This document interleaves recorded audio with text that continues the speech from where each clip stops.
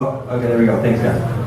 All right, so I'm the other comedian. I've been here going to open mic here for a handful of times since the start of summer, and I can't compete with the kids doing folk songs, so I'll just do my own thing.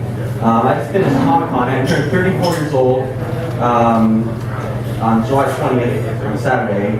Just finished Comic-Con. I wasn't dressed as anything, but I do have a site about booth babes, the people dressed in costume. And as I was asking these nerds, heavyset nerds, can I take your pictures? And they said, no way, dude, go away, because they're used to getting picked on in high school. Some guy with a camera saying, hey, can I take your pictures? Kind of like when they use the pants, I guess, in the locker room.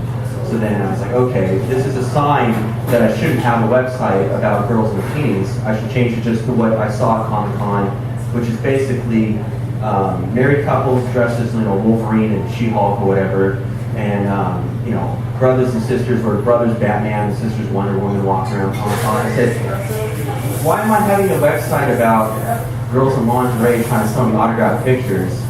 Pretty much.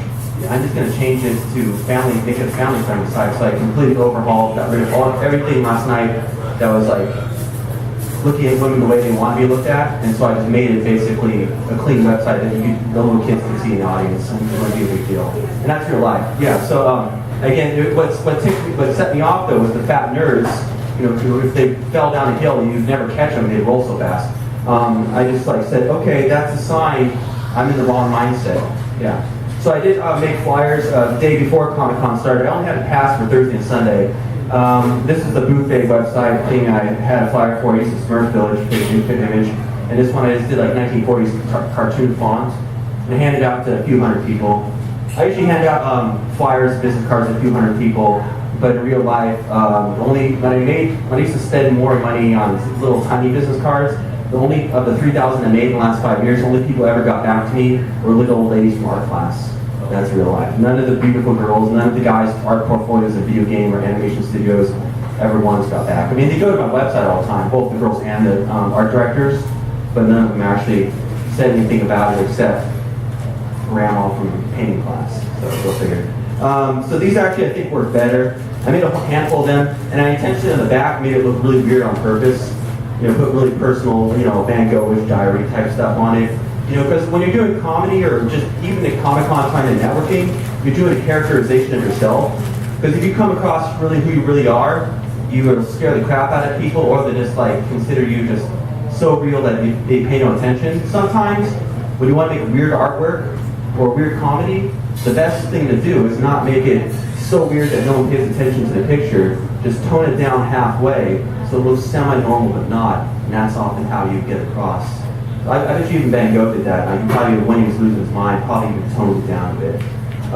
Let's see. I didn't have any scrap paper for jokes, I just wrote it on this.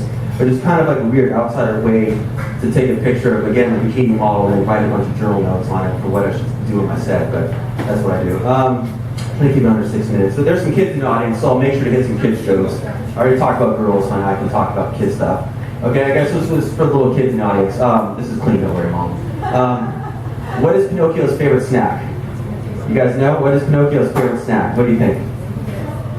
Wood chips. Okay, thank you. How did the fashion designer who was working on the fashion show, how did he get to work in New York City?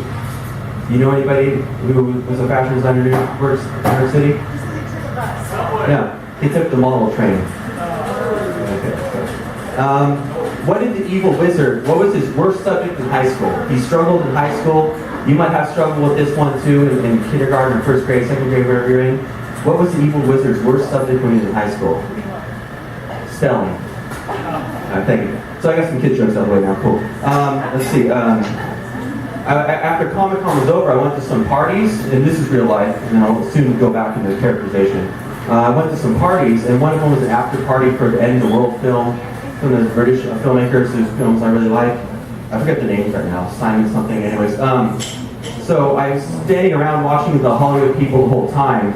Turns out the heavyset, I wasn't sure if he's Turkish or Persian, but it's the heavyset grandpa, probably about 350 pounds, only 5'4". All sorts of skinny, beautiful girls are into him. I'm not into skinny girls. They're all over him, and he barely can get, his accent is very thick, but he's very popular. I've seen him at parties before. He must be a producer, because he's in the VIP lounge. And all the other girls, you know, were ignoring everybody else unless it was like, who did you know type hip party. So it really pretty much sucked.